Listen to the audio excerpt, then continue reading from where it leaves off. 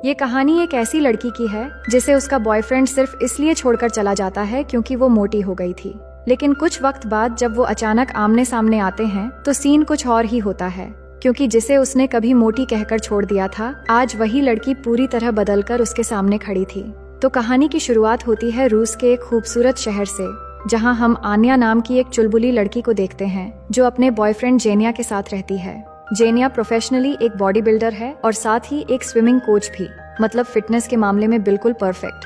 वहीं आन्या एक बेकरी में काम करती है, और बेकरी में काम करना मतलब हर वक्त खाने पीने का सामान सामने ही रहता है। जब ये दोनों पहली बार मिले थे तब आन्या बिल्कुल परफेक्ट और फिट थी, लेकिन कुछ ही महीनों में उसका वजन इतना बढ़ गया कि अब वो खुद परेशान होने लगी है। पुराने ड्रेस उसे फिट नहीं आते और वो फिट रहती भी कैसे। हर रोज तरह तरह के केक और स्वादिष्ट चीजें आंखों के सामने देखकर कोई खुद को कैसे रोक सकता है। खैर, एक दिन दोनों को किसी दोस्त की शादी का इनविटेशन मिलता है और आन्या अपने पुराने कपड़े पहनने की कोशिश करती है, लेकिन कपड़ों का भी अपना एक साइज होता है। एक तो चढ़ते नहीं, और जो किसी तरह चढ़ जाते हैं वो मोटे शरीर के दबाव में शहीद हो जाते हैं। वो खुद को दिलासा देती है कि कोई ध्यान नहीं देगा, लेकिन सच ये था कि वो पहले से कहीं ज्यादा भारी हो चुकी थी। जेनिया भी खासकर इस मामले में चुप ही रहता है, क्योंकि उसे पता है कि किसी भी लड़की को मोटी कहलाना अच्छी बात नहीं है। बहुत सारे ड्रेस को शहीद करने के बाद आन्या एक ठीक ठाक ड्रेस पहनकर तैयार हो जाती है, पर जेनिया जैसे ही उसे उस ड्रेस में देखता है उसकी मुस्कान गायब हो जाती है। शादी में सारे फिटनेस वाले लोग होंगे, जिससे आन्या उसके साथ ऑकवर्ड लगेगी, पर वो कुछ डायरेक्ट कहे बिना हिंट देने लगता है कि तुम घर पर ही आराम करो, मुझे बाहर थोड़ा काम भी है तो मैं जल्दी वापस आ जाऊंगा। आन्या भी ज्यादा बहस नहीं करती और उसे प्यार से किस करती है और फिर वो निकल जाता है। इसके बाद आन्या एक कंफर्टेबल ड्रेस पहनती है और अपना वजन चेक करने पर पता चलता है कि वो 76 किलो तक पहुंच चुकी है। अब उसकी आदत है कि वजन बढ़े तो एक पॉजिटिव मंत्र बोलो, फिर एक गिलास पानी पियो और फिर वही ऑयली चीजें बनाकर खाना शुरू कर दो। इस बीच स्क्रॉल करते करते उसे जेनिया और उसके दोस्तों की शादी वाली तस्वीरें दिखती हैं। ग्रुप फोटो में सभी लड़कियां स्लिम फिट दिखती हैं और वो खुद को उनसे कंपेयर करने लगती है। तभी उसे एक वीडियो दिखता है जिसमें एक लड़की जिसका नाम क्रिस्टीना है वो जेनिया को किस कर रही है, और ये देखते ही वो तुरंत तैयार होकर शादी में जाने के लिए निकल जाती है। अपनी बेस्ट फ्रेंड नताशा को फोन करती है कि जल्दी आकर मुझे छोड़ दो। नताशा आते ही नोटिस करती है कि आन्या तो सच में बहुत ही ज्यादा मोटी हो चुकी है, पर उसके लिए वो आज भी उसी तरह प्यारी और खूबसूरत है। वो कहती है, अपने शरीर पर भरोसा रखो, तुम आज भी बॉम्ब जैसी लगती हो। इसके बाद जल्दी शादी में पहुंचकर आन्या देखती है कि जेनिया क्रिस्टीना के साथ डांस कर रहा है और कुछ ज्यादा ही करीब हो रहा है। ये देखकर आन्या का खून खौलता है और वो सीधे उनके बीच जा पहुंचती है। जेनिया चौंकता है पर डांस करना बंद नहीं करता और क्रिस्टीना गुस्से में चली जाती है। थोड़ी देर बाद दोनों बैठते हैं और आन्या खाना शुरू करती है, जिस दौरान वो पूछती है कि तुम उसके साथ इतने करीब होकर क्यों डांस कर रहे थे। जेनिया पहले गोल गोल जवाब देता है कि वो सिर्फ डांस कर रहे थे, लेकिन जब आन्या थोड़ा गुस्सा होती है तो वो भी भड़क जाता है और साफ कह देता है कि अब मुझे तुम्हें देखकर प्यार नहीं आता, तुम बस खाना खाती रहती हो और मेरे लिए एक मोटी बोझ बन गई हो। ये सुनकर आन्या का चेहरा उतर जाता है, लेकिन तभी शादी का नया जोड़ा उनके पास आ जाता है और आन्या को देखकर दुल्हन पूछ लेती है कि क्या तुम प्रेग्नेंट हो। ये सुनकर आन्या और दुखी हो जाती है। फिर पार्टी खत्म होने से पहले ही जेनिया उसे गुड बाय कहता है और वहीं छोड़कर चला जाता है। अगले सीन में आन्या बस में बैठी अपनी माँ के घर जा रही होती है और बहुत ही ज्यादा रोती है, क्योंकि अब उसके वजन की वजह से उसका बॉयफ्रेंड भी जा चुका था। घर पहुंचती है तो माँ किसी आदमी से बात कर रही होती है। उस आदमी का नाम स्टास होता है, जो माहौल समझकर ज्यादा बात किए बिना चला जाता है। आन्या रोते हुए बताती है कि उसके मोटापे की वजह से उसका रिश्ता टूट गया है। माँ कहती है कि तुम मोटी नहीं हो, बस तुम्हारी हड्डियाँ थोड़ी बड़ी हो गई हैं। अगली सुबह नताशा का फोन आता है और वो आन्या को अपने घर बुलाती है। बालकनी में दोनों बैठकर बातें करती हैं और आन्या को पता चलता है कि जेनिया रात को उसका सारा सामान लाकर वहीं छोड़ गया था। नताशा कहती है कि वो और उसका हस्बैंड दीमास आन्या को कुछ दिन यहाँ रहने देंगे, लेकिन आन्या को किसी बात का असर ही नहीं होता, वो बस रोना चाहती है। दीमास भी उसे समझाता है कि आन्या इस शहर की सबसे हॉट लड़की है, लेकिन आन्या की दुनिया में अब इस बात की कोई वैल्यू नहीं है। अगली सुबह नताशा उसके पास आती है और उसे अपनी एक दोस्त की कहानी सुनाती है, जिसे उसके बॉयफ्रेंड ने मोटापे की वजह से छोड़ दिया था, लेकिन उस लड़की ने रोने के बजाय जिम ज्वाइन किया और सिर्फ 1 महीने में स्लिम दिखने लगी। आन्या कहती है कि मेरे पास तो जिम के भी पैसे नहीं हैं, तो नताशा एक शातिर आइडिया देती है कि हर जिम में 1 हफ्ते का फ्री ट्रायल मिलता है, तू हर जिम जाकर फ्री में वर्कआउट कर ले। अगली सुबह आन्या अपने पॉजिटिव मंत्र बोलती है, पानी पीती है और जिंदगी में पहली बार जिम पहुंचती है। मशीनें उसे स्पेसशिप जैसी लगती हैं। ट्रेडमिल से 2-3 बार गिर भी पड़ती है पर मेहनत जारी रखती है। लेकिन फिर 1 घंटे बाद ही रेस्टोरेंट में सीधे 2 लोगों जितना खाना खाने लगती है।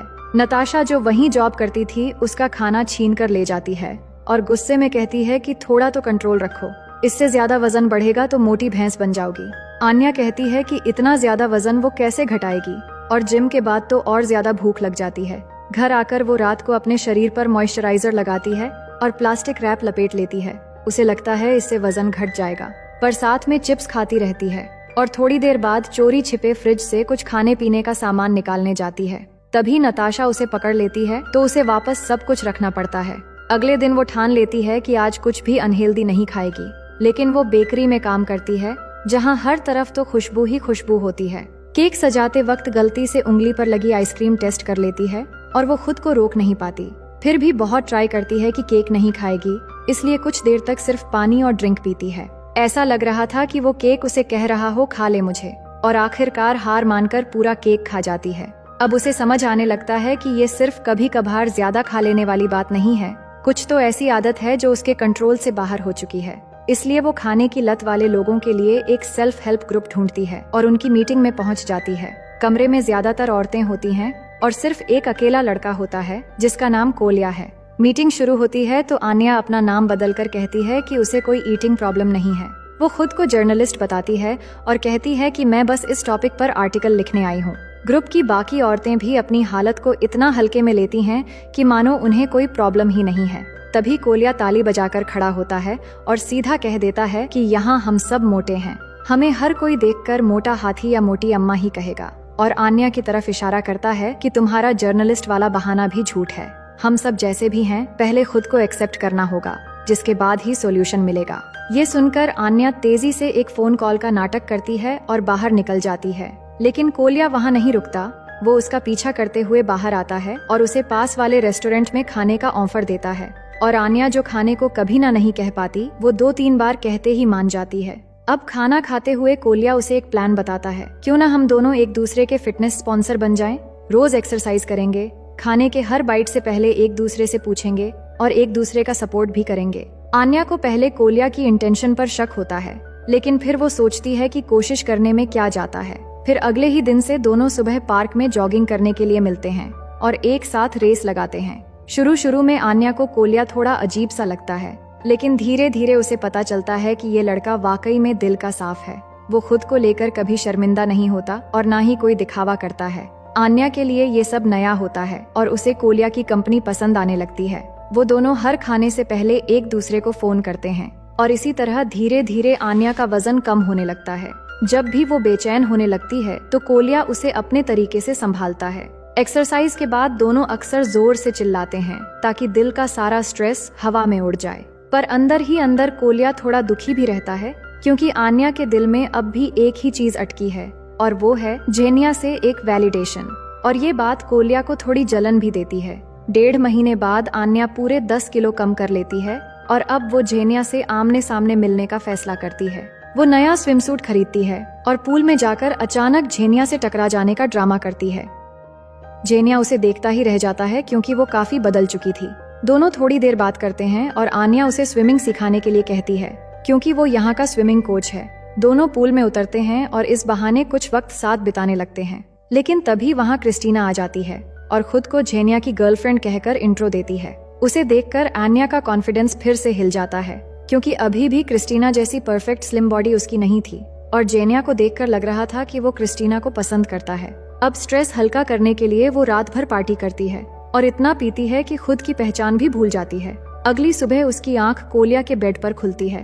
वो डर जाती है क्योंकि उसके सारे कपड़े सामने सूखने के लिए रखे हुए थे। वो फौरन ड्रेस पहनती है और तभी कोलिया उसके लिए कॉफी लेकर रूम में आता है।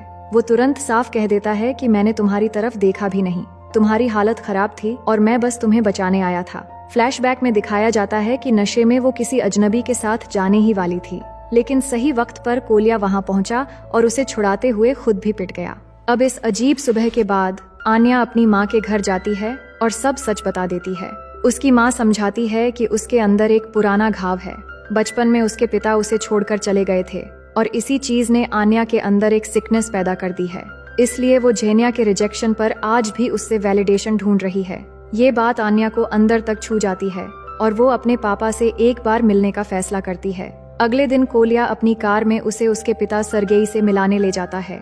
रास्ता काफी लंबा होता है, जिस दौरान कोलिया बार बार कोशिश करता है कि आन्या उसे समझे। वो दिखाता है कि वो उसे पसंद करता है, पर आन्या उसे नोटिस ही नहीं करती, बल्कि उसे एक बेस्ट फ्रेंड की तरह समझती है। आखिरकार वो सरगेई के घर पहुंचते हैं, जहां वो एक वुडन हाउस में एक औरत के साथ रहता है। आन्या अपने पिता को अपनी पहचान बताती है और उनसे पूछती है, आपने कभी मेरी जिंदगी में शामिल होने की कोशिश क्यों नहीं की? सरगेई जवाब देता है कि वो एक बार उसके बर्थडे पर गिफ्ट लेकर गया था, लेकिन आन्या ने खिड़की से उसे मिडिल फिंगर दिखा दी थी। ये देखकर वो वापस आ गया और पुरानी जिंदगी से मूव ऑन करने का फैसला कर लिया। इसके बाद रात को आन्या से गलती से एक कैंडल गिर जाती है और पूरा वुडन हाउस आग पकड़ लेता है। सरगेई चिल्लाता है कि तुमने मेरा घर बर्बाद कर दिया और अपनी बेटी की सेफ्टी तक नहीं देखता। इसी चीज से आन्या समझ जाती है कि उसके पापा के दिल में अब वो प्यारी बेटी नहीं रही। इसके बाद दोनों तुरंत वहाँ से वापस लौट आते हैं। कोलिया पूरे सेफ्टी के साथ उसे उसकी माँ के घर छोड़ता है और जाने से पहले आन्या उसकी नाक पर एक हल्की सी किस कर देती है। कोलिया की खुशी का ठिकाना नहीं रहता। वो जैसे हवा में तैरने लगता है और समझने लगता है कि शायद आन्या भी उसे पसंद करने लगी है। वापस लौटते समय वो अपनी घड़ी बेचकर आन्या के लिए फ्लावर्स खरीदता है और आन्या से अपने दिल की बात करने का फैसला करता है। उधर जेनिया भी अचानक आन्या से मिलने घर आ जाता है। दोनों बात करते हैं कि एक दूसरे से दूर रहना शायद दोनों को ही परेशान कर रहा है। फिर जेनिया धीरे से करीब आता है और आन्या भी पलटकर उसे किस करने लगती है और दोनों इस पल में खो जाते हैं। इसी दौरान कोलिया जब फूल लेकर लौटता है तो उन दोनों को साथ देखकर उसका दिल टूट जाता है और अपने दिल की बात दिल में ही रखकर चुपचाप चला जाता है। अगली सुबह आन्या की आंख जेनिया के पास खुलती है। वो मुस्कुराकर कहता है, तुम अब पहले से बहुत बेहतर दिख रही हो और उम्मीद करता हूँ कि हमेशा ऐसे ही रहने की कोशिश करोगी। ये सुनकर आन्या की आंख खुल जाती है। वो ऐसा रिश्ता नहीं चाहती जिसमें हर वक्त डर हो कि सामने वाला सिर्फ उसके बेहतर दिखने पर ही प्यार करे। इस बात पर दोनों में फिर से बहस हो जाती है और जेनिया गुस्सा करके इस बार हमेशा के लिए चला जाता है। आन्या फिर से एक बार टूट जाती है। उसकी माँ भी उसे समझाती है कि जेनिया को भूल जाओ, वो सिर्फ तुम्हारी बाहरी खूबसूरती को पसंद करता था। पर वो बेचैन हो जाती है और शाम को कोलिया के पास जाती है क्योंकि उसे एक दोस्त की जरूरत थी। लेकिन कोलिया दुखी और नाराज होता है और साफ कहता है कि अब मैं शायद तुम्हारा स्पॉन्सर नहीं बन पाऊंगा। तुमने वजन कम कर लिया है और तुम्हारा मकसद भी तुम्हें मिल गया है। अब तुम्हें मेरी जरूरत नहीं है। ये कहकर वो चला जाता है और आन्या दुखी होकर अकेली वापस लौटने लगती है। इसी बीच अचानक कुछ बदमाश लड़के आकर उसे घेर लेते हैं और बाइक लेकर उसके पीछे पड़ जाते हैं।